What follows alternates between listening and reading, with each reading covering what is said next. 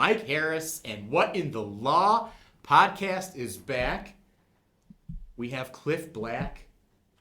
He wants to be called a cannabis attorney, but I was calling him weed lawyer man, but it's not. He wants cannabis attorney. And he's going to help us all understand what you cannot do and what you can with marijuana. So what is the, why don't we, what is the business? It's just called Law Offices of, what is it? So my name's Clifton Black, and I'm the founding partner of the Law Offices of Clifton Black, and we practice in several areas. I practice cannabis law almost exclusively, and we do some criminal defense, and we do some family law also. So we're here in Colorado Springs, and I've been practicing a little over 22 years, I believe. Okay. And why is it just law firm with your name? Why isn't it like Green Lightning Lawyers or something more fun like that? Yeah, I mean, I was in a prior law firm, and we separated, and I just created a new law firm, and I just put it under that name, and so maybe we'll change that in the future. We'll take your advice on that. The bad jokes are just going to keep coming today. So if you have your suggestions for a new name for Cliff Black's law firm, please send them in, and I can't say he's going to take any of them, but maybe we'll give a prize to the winner. We'll have fun with it. All right. So, well, what is it I know there's other things you guys are doing, but we want to start with the weed. Okay, yeah, absolutely. What are you doing with weed and the law or cannabis law, to be professional, of course? Yeah, so just a little bit of history. In 2009, I had an acquaintance of mine come up, and he wanted to open up a dispensary and wanted me to look into the law. At that time, we only had the constitutional amendment allowing medical marijuana, and that was either 6 or 8 pages. And so I reviewed that and started trying to interpret that, and at the same time, our city council was considering whether to ban it or not, the licensed sales, and we started working with city council, and we created a marijuana task force back in 2009, and we wrote the initial proposed ordinances for the city of Colorado Springs, and they didn't adopt our ultimate ordinances because the state started coming out with their own, but we worked with the city attorneys and drafted the first set of regulations for medical marijuana. So for those who don't know all the details of marijuana law, what would be a summary of what is the situation in Colorado Springs right now with medical marijuana, recreational marijuana, and what's coming up to be voted on soon? Sure, and good question. So, we have constitutional rights to use medical marijuana and recreational marijuana within the confines of the law. So, if somebody has a medical card, they can buy at a medical dispensary, and if somebody is over the age of 21, they can use recreational marijuana. Unfortunately, the way the ballot initiative was written for recreational marijuana was that the local government could ban it. So in 2012, we had a statewide vote, and the state of Colorado approved recreational marijuana. And even the voters of Colorado Springs approved it. It carried by 3,000 votes in Colorado Springs. But there was a provision in there that said basically the local government could further restrict it. And basically what our city council did was circumvent the voters' wishes and banned it. And we've been working with city council for many years, trying to work with them to make it allowed, have them have input into the language, and they would never work with us. So finally, I'm on a couple of different boards and stuff like that, but the industry then came together, and we collected the signatures, we wrote the ballot language, and we submitted that to the city, went through the hearing process, and so yes, recreational marijuana to allow the existing businesses only to provide recreational marijuana will be on the ballot November 8th. We should get the sign. We got the sign here. Let's get the sign for the background Yeah, here. absolutely. So right now, you can still use recreational marijuana in Colorado Springs, right? Absolutely, yeah. The police aren't going to stop you as long as you don't have too much of it. Correct. I mean, there's rules about where you can use it. You should typically use it in private, at your home. We certainly don't want people driving under the influence of marijuana. You can have up to 12 plants in a residential home. If you have 2 adults in a residential home, each person could have 6 plants. if you had an adult that was a medical patient, they could have 6 recreational and 6 medical plants in their house, and that's totally legal. Speaking of having plants, what do we have here? So this is my plant that I keep in my office.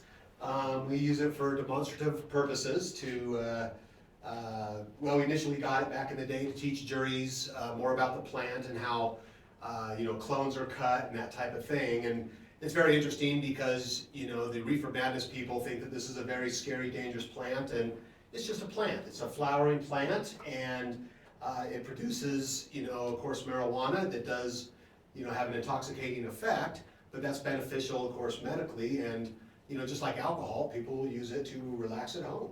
And we probably should clarify before anyone gets mad or landlords or cops try to give us a hard time, this is not actually a real marijuana plant. Correct, and I found a guy that produced plants for movie sets, and so ordered it. I think he was in California a long time ago, so it was shipped here, and yeah, it's not real, but it's fun to look at. It looks real. It does not smell. No. I guess it's plastic or something. But, Yeah. But that does bring up a question. We had talked about this before we started rolling the camera, but it was a good point. Let's say it was real theoretically. Would you be in any kind of trouble? It would not be a violation of the law for me to have this plant in my office. And the only thing I'd be violating is my lease. I would be upsetting my landlords. But when I moved into this office and went through the lease, they talked about no marijuana businesses in this building, and so I had to get a special provision in there to make sure they were aware that I counseled people in the marijuana industry, so we had that in the lease, so I can do that, but yeah, they're fine with this. But if you had 7 of these and they were real, then the police could technically come after you and charge you and all that. Well, if I had 7, I'm slightly over the age of 21, so legally I could have 6 recreational plants, and so only 1 would be illegal, and so that would be a misdemeanor. I'm not advising anybody to do that. You have to have 7 illegal plants for it to be a felony. Let's talk a little more about the ballot, because there's 2 different numbers. And it might be good to kind of explain, what are these? What is 300? What is 301? And how are they going to destroy the city? Well, they're not going to destroy the city. That's the good news. They're going to benefit the city. And so ballot initiative 300 is to allow only the existing medical marijuana businesses to be able to provide recreational marijuana. So it's not going to increase the number of people that get licensed. The city of Colorado Springs actually has a cap ordinance, so no new store licenses can be issued, and you can't increase the number of properties that allow a licensed marijuana use. So again, only the existing ones will be able to add recreational or switch over or even stay medical if they wanted to. And 301 is a special tax measure. So 5%, you're going to have regular tax on recreational marijuana, 8-point-something% is what sales tax is in Colorado Springs. And then there's going to be 301 would be a 5% special tax. And we've earmarked where that has to go, so it just doesn't go in the general fund and get misspent by our politicians. So that money has to go to help veterans with PTSD, mental health services, and public safety like fire and police. Yeah. So I know a lot of people get scared of the word taxes. What if we vote for 300 and no on 301? What would be kind of the result? Or we would still have recreational, and there would only be the regular sales tax. There wouldn't be the special tax, the 5% that goes and helps out the veterans and mental health and public safety. Okay. I've seen some bizarre commercials against them. Yes. Something about homeless people and things that I just don't even understand. Do you understand? I understand that people are set in their ways, and they'll make any argument to try to make marijuana look like a mean, evil drug that's going to destroy the city. But one of the big things that our opponents point out is, well, gee, we've got military bases. We've got 5 military bases in Colorado Springs, and the military may not want to be here anymore if we have recreational marijuana. Absolute crap, if I can say that. The military's not going to move billion-dollar bases because we allow recreational marijuana here in Colorado Springs. There are 38 states that allow either medical or recreational, and a couple more will come on at this next election, so we'll probably be at 40 or more states. And the Pentagon has come out and said that they're not gonna make any base decisions on whether a city or a state has medical or recreational marijuana. So it's just not true. And frankly, from my old job, when I was in the Navy and as a lawyer, Yeah. there was plenty of positive urinalysis cases with marijuana when it was Right. completely illegal.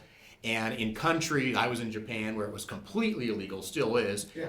people were getting it. Either you're gonna use it or you're not. We know the reality. There's marijuana on every single base in the United States. There's marijuana on every single base virtually anywhere in the world. And, you know, the UMJC, UCMJ, Uniform, I still remember it, Uniform Code of Military Justice. yeah, so soldiers aren't supposed to be using marijuana. They're not supposed to be doing a lot of other things. So if you have an employer that doesn't want you using marijuana like the military, well, then you shouldn't be violating those rules. And I like to do the alcohol comparison sometimes Okay. because a lot of the anti-marijuana people talk about things like DUIs, and obviously DUIs are not good things. Right. You also do criminal defense besides the marijuana law, right? I used to do criminal Used to. defense. My firm still does, but I don't. And you were, and we'll kind of jump back later to talk about Mr. Black's life history here, but you did public defender work for a number of years also, right? No, I went right into private practice. Oh, you went right into private Yeah. practice. Oh, excuse me. Yeah. But you've done a number of years of criminal defense and DUI work. Correct. I did criminal defense probably 15 years of my career, and then I started segueing into cannabis law, and now I virtually do nothing but cannabis law. So, from your old days in criminal defense and DUIs, what have you kind of seen as far as cases, alcohol trouble versus cannabis trouble? Well, I see very few DUIs related to, and I always did, to cannabis. I have no idea what the statistics were, but mostly they are alcohol related. They can also be prescription related DUIs, you know, where somebody gets, you know, Vicodin or some narcotic prescription and they take those and drive. And we are seeing, I mean, certainly we know that marijuana is an intoxicant. And certainly we don't want people driving around while they are stoned because, you know, I have kids, I have a family, friends, and you know, we don't want to cause car accidents, but marijuana was never a big issue with DUIs. And I know they test now, like if you have somebody that gets pulled over and they have alcohol on their system, well, our, you know, testing can generally show that that was consumed within 2 hours. The problem with marijuana is somebody could have consumed the night before. You know, went home, sat in their living room, you know, smoked a joint or whatever, and then in the morning they're driving to work completely sober, but if they get tested, they're still gonna have nanograms in their blood system. Yeah. And I've heard all these, I've been reading these things about some new marijuana breathalyzer. Have you heard anything about that? I've heard a little about it, that they're coming out with it, but I don't know much about it. Yeah, I mean, see if that thing works at all, but Yeah.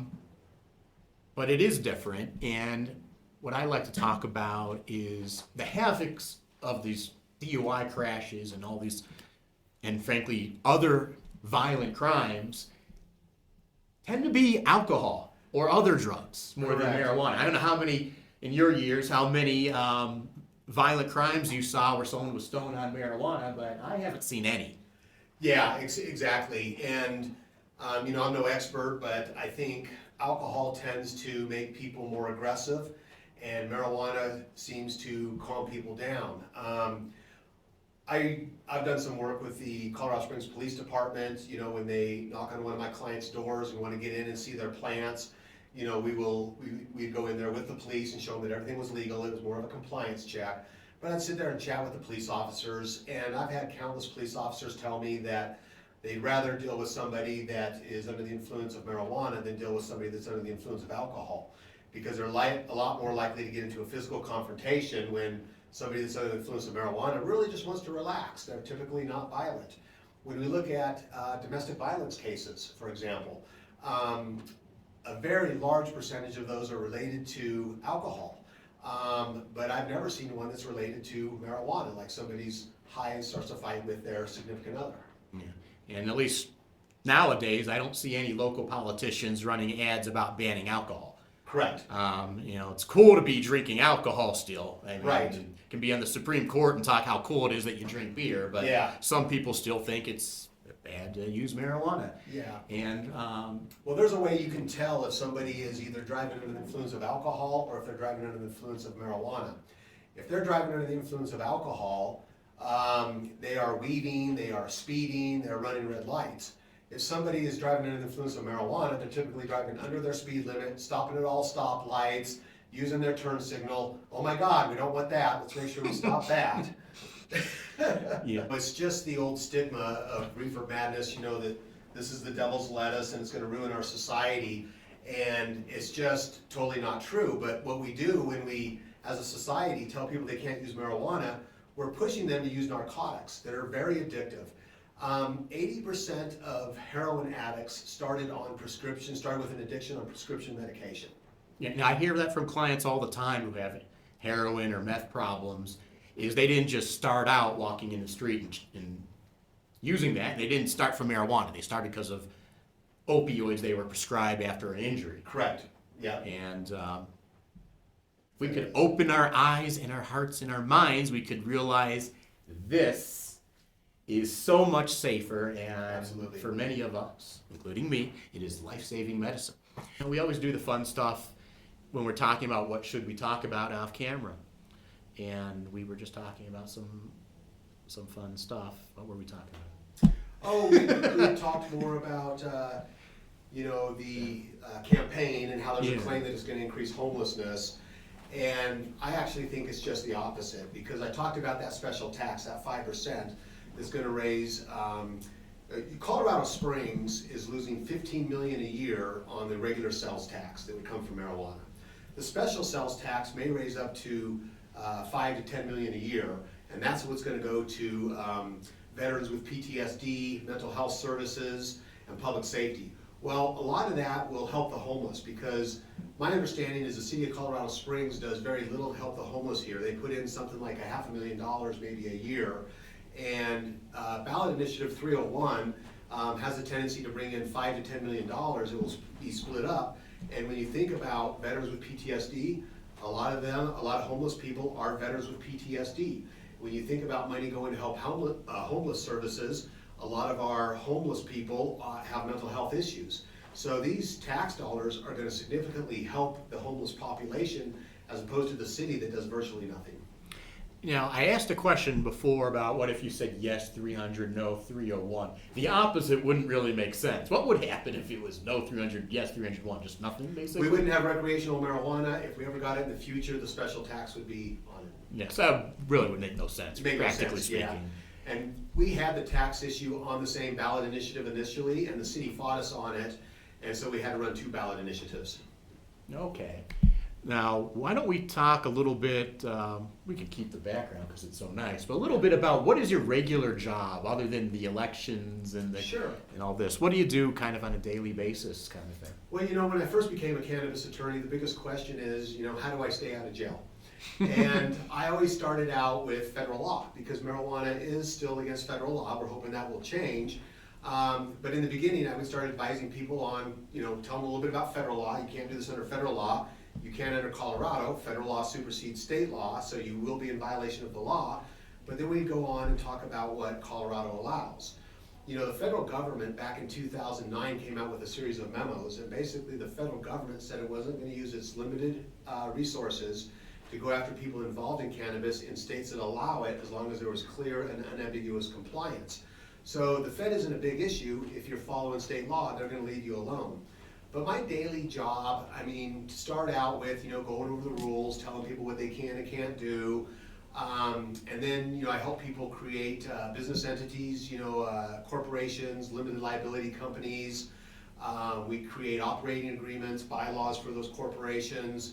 I review leases for people, make sure that, when they're gonna lease a space, whether it's for a medical marijuana store or a cultivation, make sure that they can do that activity in there, make sure they're protected in the lease.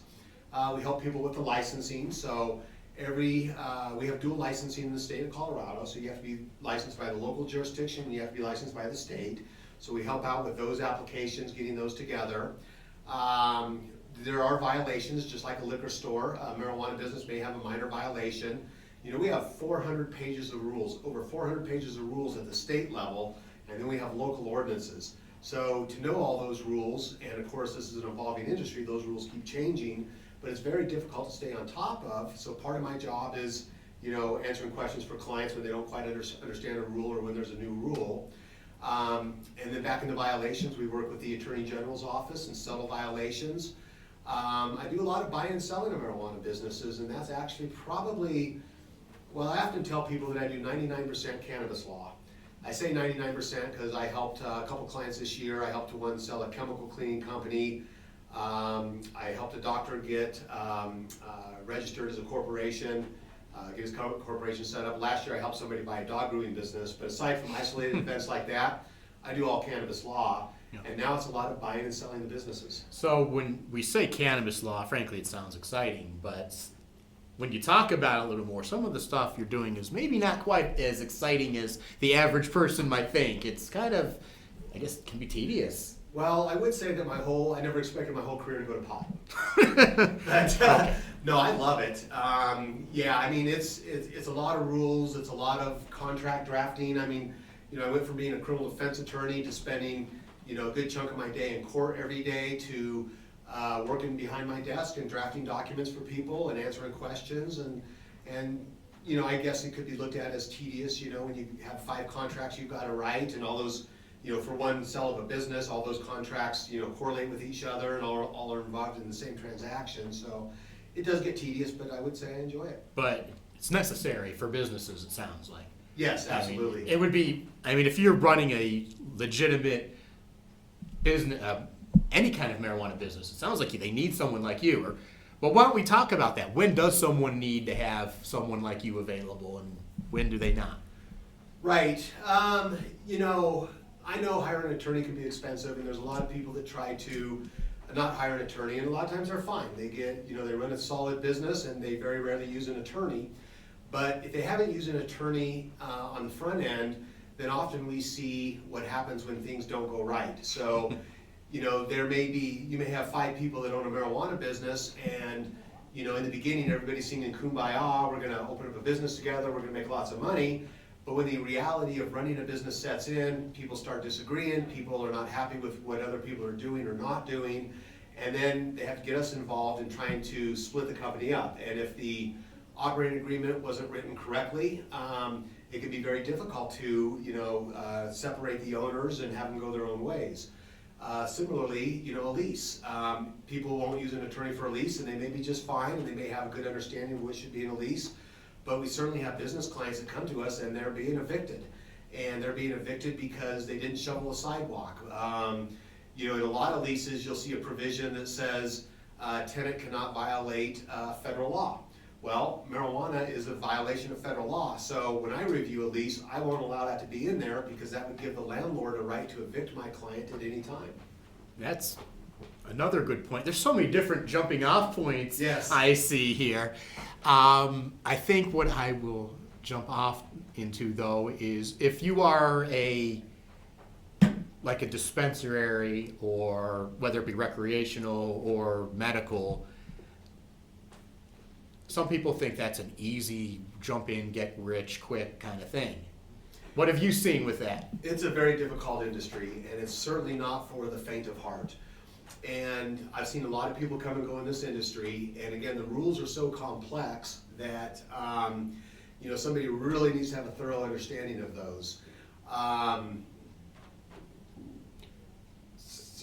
Not something that, I mean, you got to be a good businessman or a group of businessmen or people to do something sure. like this. And you know, you could compare this to, you know, opening a yogurt shop versus opening a marijuana business.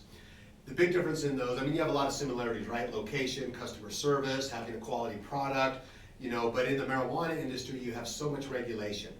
We have what is called seed to sell tracking. And so this is one of the most regulated industries in the state of Colorado. So seed to sell tracking means a lot of things. And when you look at a marijuana plant, every marijuana plant has to have what's called an RFID tag. I have one on here. Oh, you even have a Yeah. tag for Yeah. the plastic plant. Yeah, so this is a tag that's required by the state of Colorado, and it comes with another tag to identify the plant that I don't have on here. But with an RFID tag, the state can come in and wave a wand and see how many plants are in there. Because when a marijuana business is licensed, there's different levels of plants that they're allowed to have. And they can't have more than that. And if they get caught having more plants than that, then they're in violation. So you'll see every plant that's tagged in a licensed grow facility. Marijuana has to be on camera at all times in a licensed marijuana business. So when you walk into, say, just an average size dispensary with a average size grow, they're gonna have 16 cameras in there. They have to have a lot of storage capability because you have to maintain 40 days of video surveillance and provide that to the regulators anytime they walk in. They can ask for your video surveillance 39 days ago at 3 p.m. and you have to be able to provide that to them. All marijuana, we have a software system the state uses called Metric. So that's a metric tag that I just showed you. But in Metric, when I start growing my plants, once they hit 8 inches, they're now officially a plant. They now have to be tagged, and I have to put into Metric how many clones I have. I have to put the origin of the plant. Did I take a clone, a cutting off of my mother plant and grow that, or did I get a seed, or did I buy a clone from another licensed business? I have to show that in the software system. When I move my clones to the vegetative stage, which is like the teenage stage of a marijuana plant, then they have to go in the system and they have to put all those plants move to the vegetative stage. If any died, they have to kill those plants and they have to destroy that plant, and you have to mix it 50-50 with another substance so it's unusable and unrecognizable. And you go on down the process. After vegetation, they go into the flowering stage, and you have to put that in Metric. And then when you go to harvest, you have to put in your wet weight, your waste, and then after you cure that marijuana, you have to put in your dry weight. And then when you ship it to other dispensaries or your own dispensary, you have to use a manifest and tell the state how much you're shipping, when it's going, and then there's new RFID tags. So when this plant gets killed, that RFID tag goes in the trash, and then when we have cured product that's ready to go to the consumer, there's a new RFID tag submitted to that. So it's a very regulated system. It can be very easy to get lost with all of that. Yeah. There will be a quiz in the morning. Please remember all that. For me or you? No, for the viewers. Oh. No, I'm not going to remember all that. Are you kidding? I'm going to hire you if I got into that kind of business. That's that. Yeah. There's so many things involved. Why don't we jump to something else? There was like 3 jumping off points, and Okay. the other jumping Can that I from an talk- earlier Can I subject. talk about the testing really quick? Yeah, testing. Good Okay. idea. So, there's a big difference from marijuana you would get from the illegal market versus marijuana from the regulated market. Correct. So in the licensed industry, all marijuana has to be tested, and they are testing for things like microbials, mold, yeast, mildew. There's prohibited chemicals. There are chemicals that are used that are not good for human consumption, and in the regulated industry, we have pages of chemicals that can't be used in the growing process.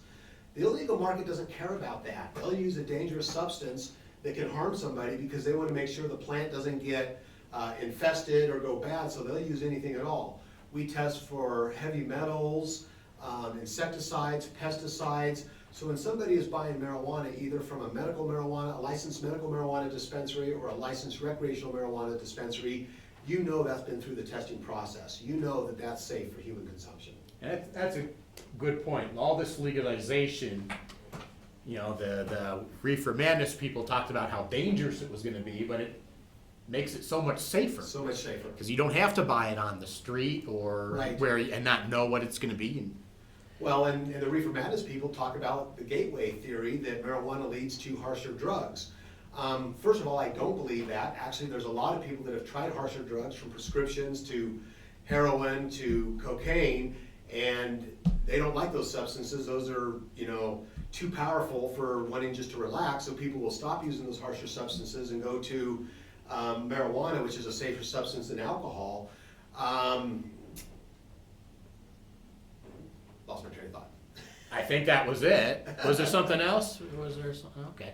Well, there's so many things I'm thinking of. one of them is, you're talking about the testing. Is there like audit stings? I mean, as far as, because you go into business, there's cameras. How often are they sending in undercover cops and things like that?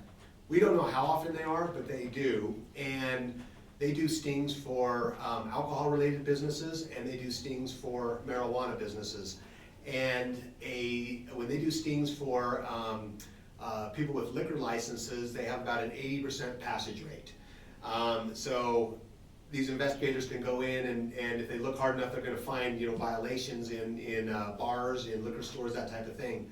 In the marijuana industry, we have a 98% passage rate, which is extremely high in a regulated marijuana business. So they'll do stings, they'll send in underage people trying to buy marijuana, and it very rarely happens. And when it happens, it's usually a bud tender that just isn't doing their job and didn't check an ID card, but we just don't see that very often. And I see these stories in the local news from time to time when there is a problem with marijuana, and boom, news article. But it's happened so much more with alcohol businesses, and I guess they're just not putting those in the paper because they're not as much fun and they don't fit the ideology of the sometimes the paper's editors. Well, it's interesting because newspapers are trying to sell newspapers and they want sensationalism, of course. There has never been a fatal overdose of marijuana. You can't do it. Once you smoke too much marijuana, you're going to want to go sleep. Really. Maybe eat. Munchies is a big joke in the industry, and I know.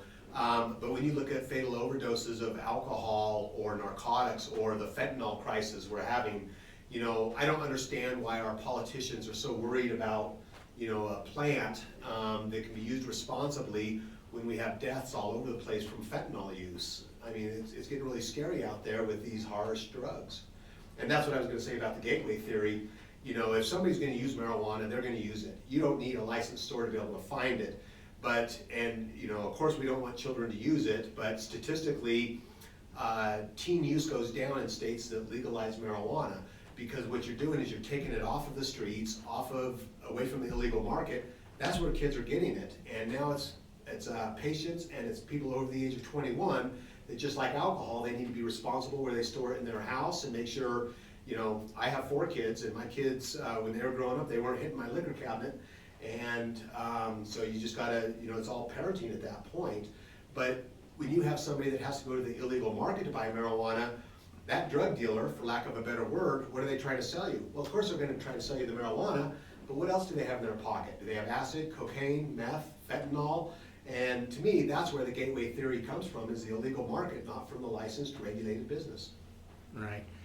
And I don't know anything about raising kids, but it just seems to me that lying to them about something is not the best way to keep them from doing something. That's a great question.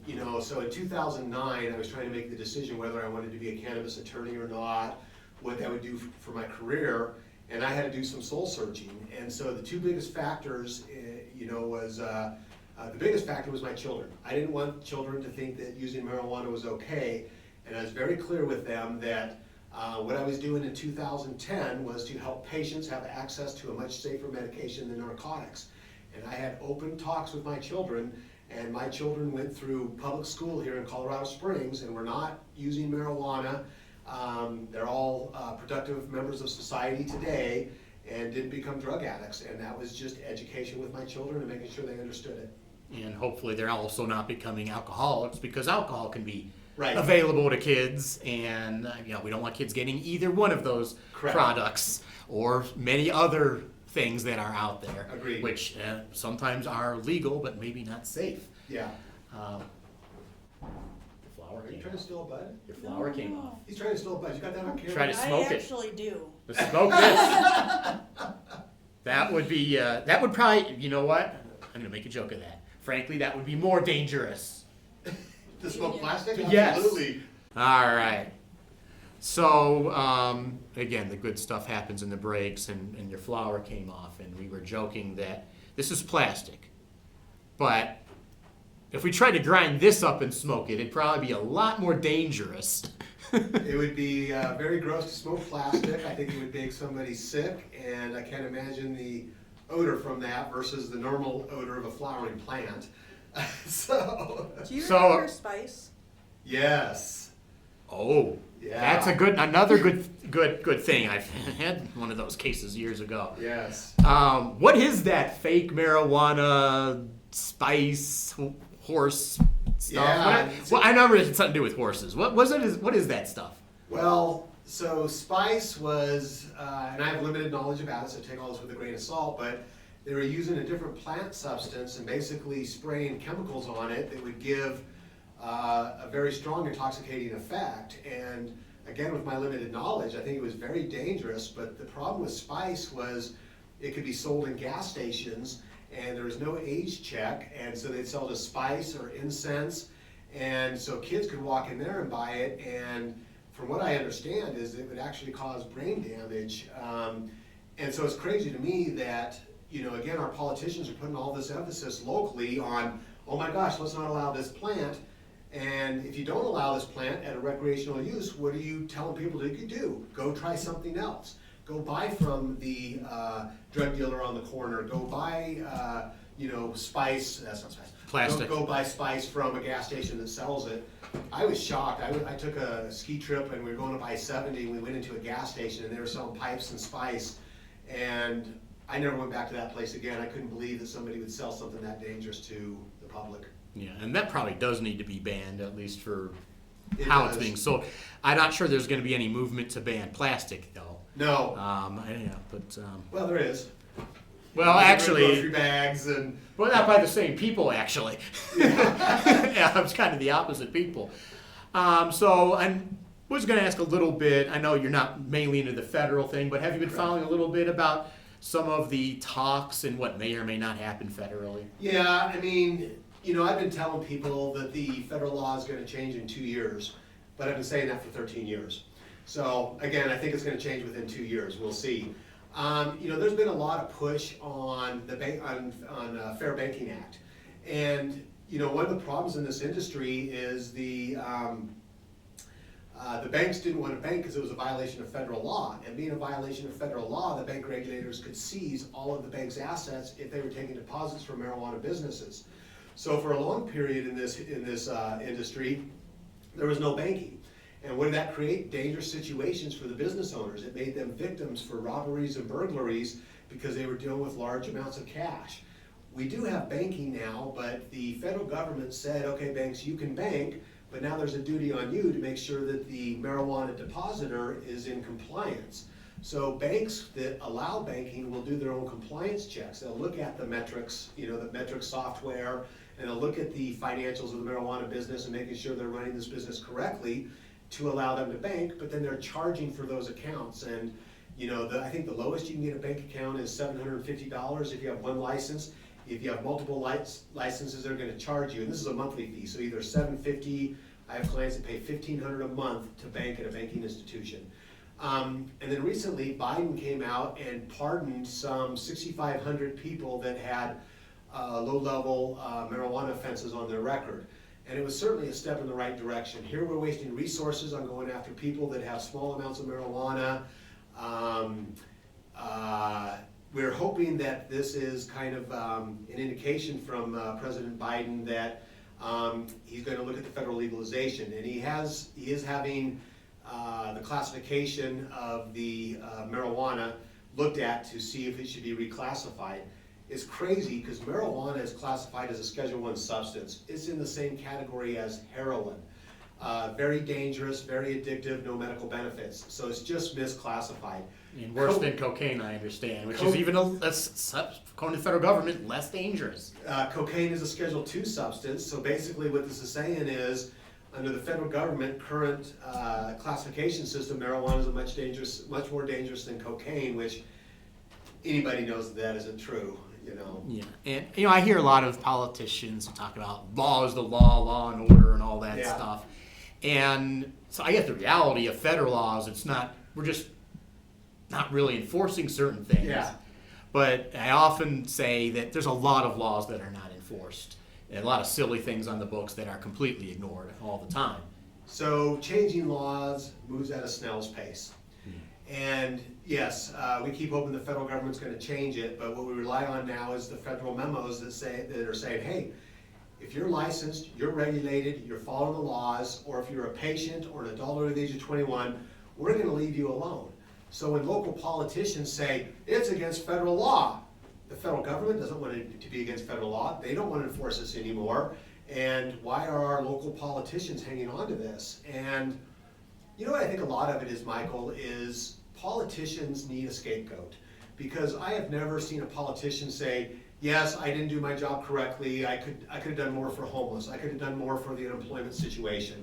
Instead, they're looking for something to blame. And marijuana has been an easy victim of politicians to say, the homeless problem isn't my fault, it's marijuana. The unemployment rate isn't our fault, it's marijuana. So they like to blame all these things on marijuana, when really it's the politician's job to, run our economy, collect taxes, make sure our schools are operating. I heard one politician say, well, gee, when we allowed recreational marijuana, that was supposed to fix the schools, and it didn't. No, the ballot language didn't say it was gonna fix the schools. It said a certain percentage of taxes were gonna go to the schools, and it does. But my question back to that politician would be, why are the schools broken in the first place? Isn't that your job?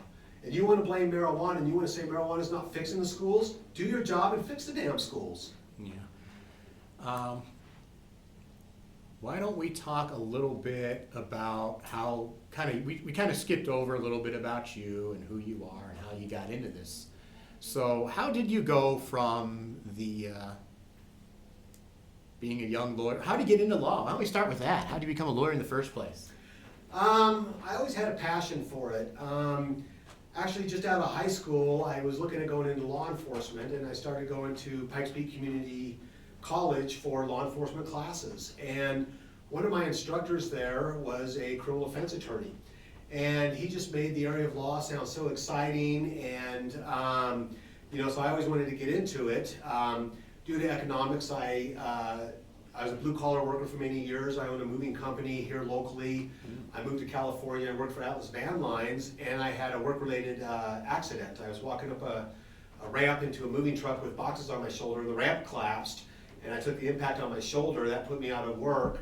No heavy lifting anymore, which really was what I did. And that was really my opportunity, or the silver lining in the cloud. That's when I went back to college, and I took aptitude tests and that type of thing, and everything was kind of pointing to the area of law.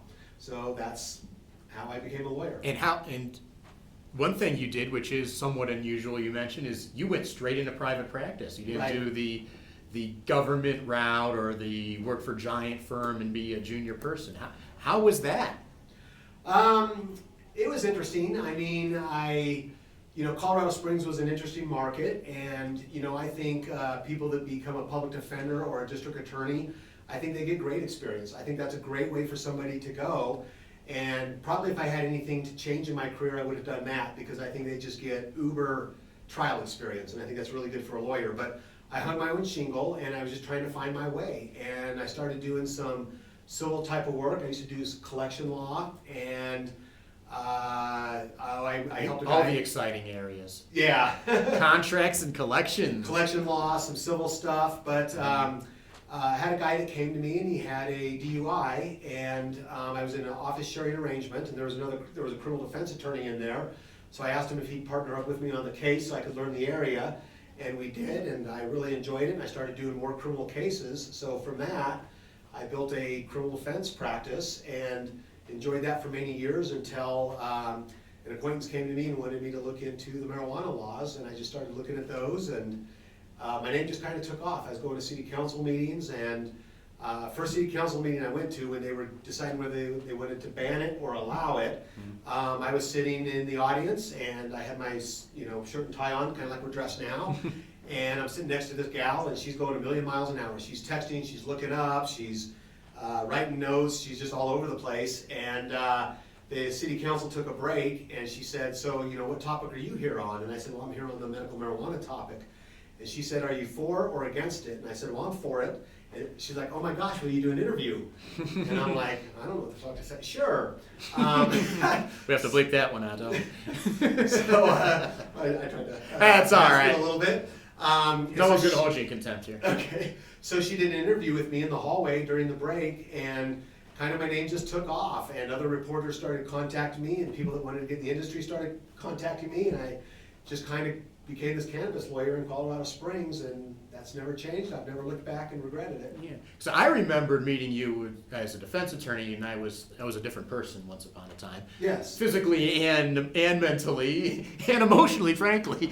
We were fighting each other. I mean, we weren't having any, I don't think, horrible fights. Yeah. Did we have any horrible fights? No. When I was a prosecutor? I got to tell you, Mike, I've never told you this, but I really respected you as a DA because you knew the law, you knew the procedures like the back of your hand, and you were out more looking for justice as opposed to trying to get convictions on people.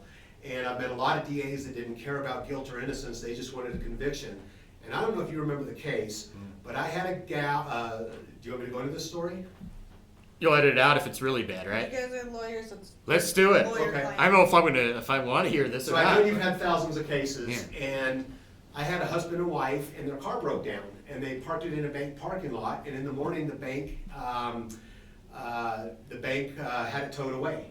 And so this couple, it was their only car, they had to go rent another car, and so they had a rental car. The husband and wife went to the impound lot, and the wife wrote a check to the impound lot to pay for the tow, to pay for the storage. And so she dropped off the check, she got in the rental car, and she left. After she left, the husband said, you know what, I want to use a different check, let me write the check, and let me get the check that my wife wrote back. And he took that check back, he picked up their minivan, left, he called the bank and canceled the check he wrote. So that was a crime because it's theft of services. And so the tow company called the police, and the police decided to charge the wife.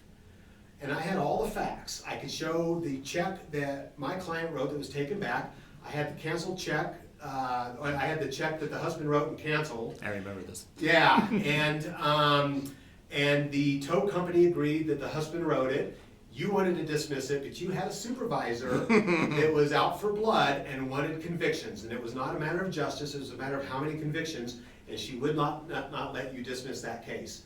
I went to my client, the wife, and I said, as a criminal defense attorney, I never guarantee somebody that they will win in trial. But I'm guaranteeing you, if we take this to trial, we will win it. When we win it, what may happen is the police may charge your husband. She pled guilty to something she didn't do to make the case go away, which is not uncommon over at this courthouse. And I think that was after I left the office was the plea, wasn't it? Yes. Because I remember, oh gosh, there was, I was notorious for yelling at a certain supervisor who was Yes. not necessarily ethical, and not to trying to badmouth any No. particular lawyers, but there's a lot of hypocrisy in our Yeah. system, and just like any other profession, I think there's good and bad. Yeah. But frankly, I saw this in the Navy too, just big organizations, any big organization is going to have problems, and some people who are obsessed with the social ladder more than silly things like right and wrong. Right, so, sorry to segue into that, but you were one of the DAs that I had a lot of respect for. Well, I And when somebody was guilty, when it was a heinous crime, you didn't let them off the hook. And so, to me, you were there and you were doing justice, and I think that's what our DA's office should be doing instead of trying to get convictions or notches on their belt. Yeah. I don't know how to segue from that. Should we? Well, but I think we're kind of getting kind of close here. What else should people know about your business? And because you're doing other stuff, you have some other people working for you now. What's going on? We have 11 people in our firm. and- 11? Yeah. Oh my goodness. And just a really tight network of people. Everybody gets along, and everybody seems to love their job here. And we continue to grow. We actually have a satellite office in Denver now, and that's just doing family law. But we're looking at building that and segueing into criminal up there, and also marijuana law. So yeah, we got a really good group. So, and we'll put the links and descriptions and all that. But for people who are just listening and aren't going to read, how do they find you? We have a website, lawofficesofcliftonblack.com, and they can certainly call us. It's 719-328-1616. We have an in-house receptionist, of course, that will always talk to people and find out what their legal issue is and point them in the right direction. Well, we're really excited for this election, and we really want people to get the vote out. We've done our polling, and I'm not privy to discuss those results, but we think the campaign's in our favor. But this is the right thing to do. And Colorado Springs has lost 150 million in tax revenues since 2014. That's when Colorado Springs could have allowed licensed, regulated recreational marijuana businesses, and they decided not to.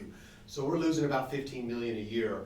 And it drives me crazy that they wouldn't put special taxes on there for road tax. You know, this is the third time they're putting a road tax on there, and yet they're allowing, you know, people that want marijuana, they're gonna get marijuana. And they're driving to Manitou, they're driving to Denver, they're driving to Pueblo, and they're picking up their marijuana and they're bringing it back here. So the only things Colorado Springs is doing is missing out on the tax revenue.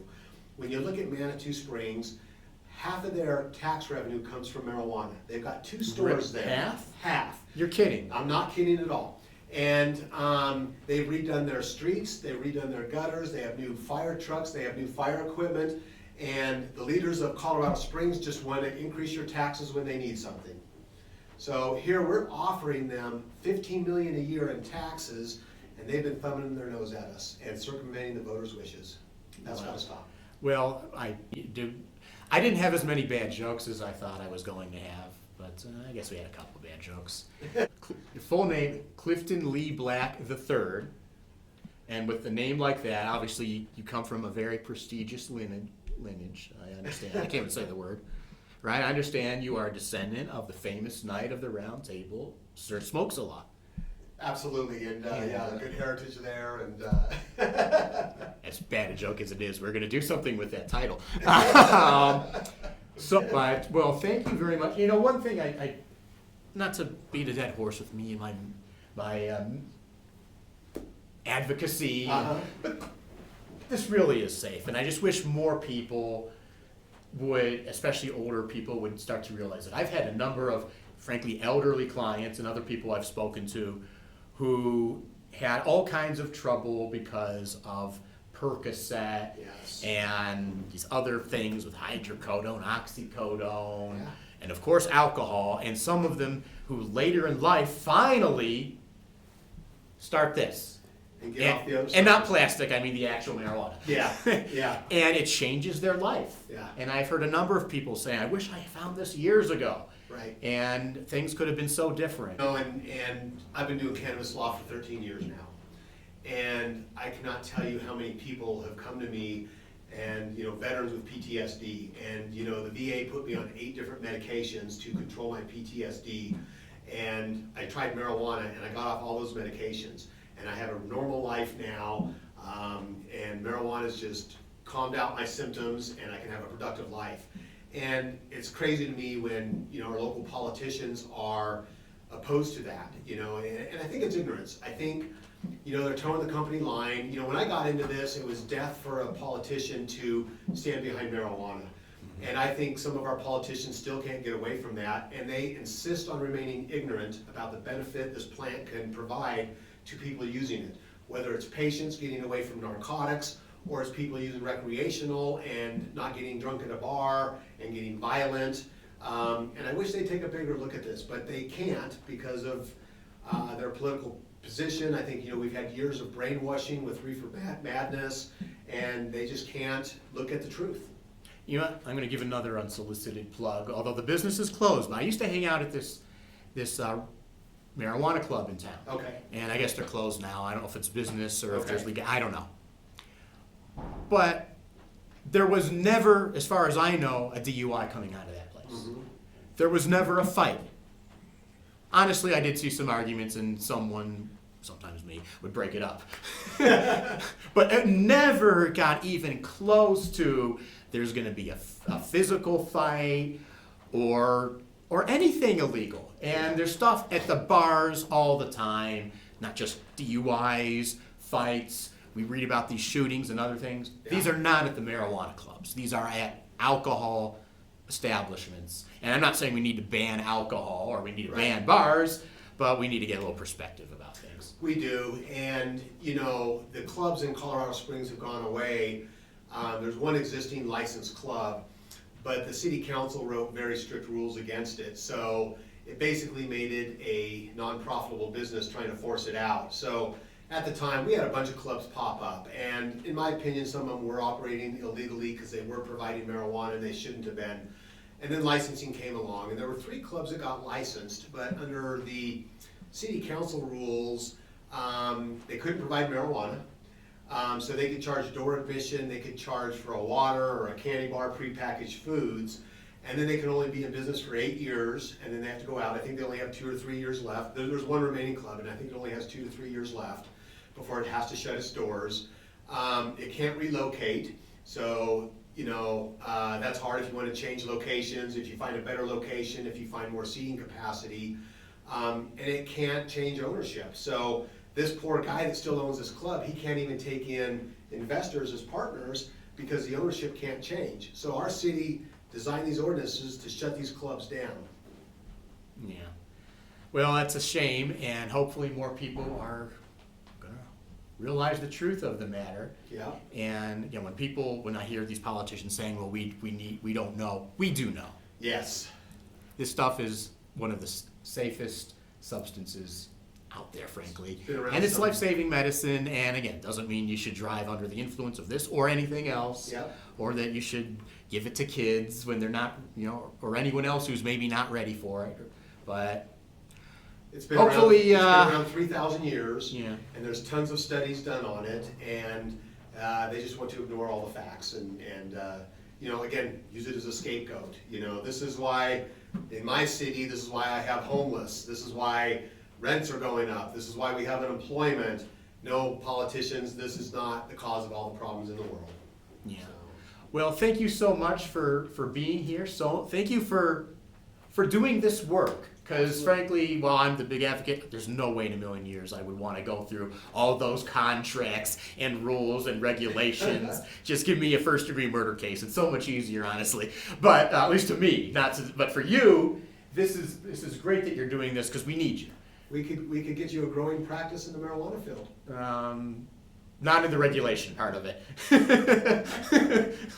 But if you do get in trouble for it and you do have a charge, that's where I can come in and help. Exactly. But Yeah. try not to get in trouble for it if you can. Yeah. So thank you very much Absolutely. for Appreciate your everything time. you're doing. And give me your likes, suggestions, comments, subscribe, share. What else do I need to be saying?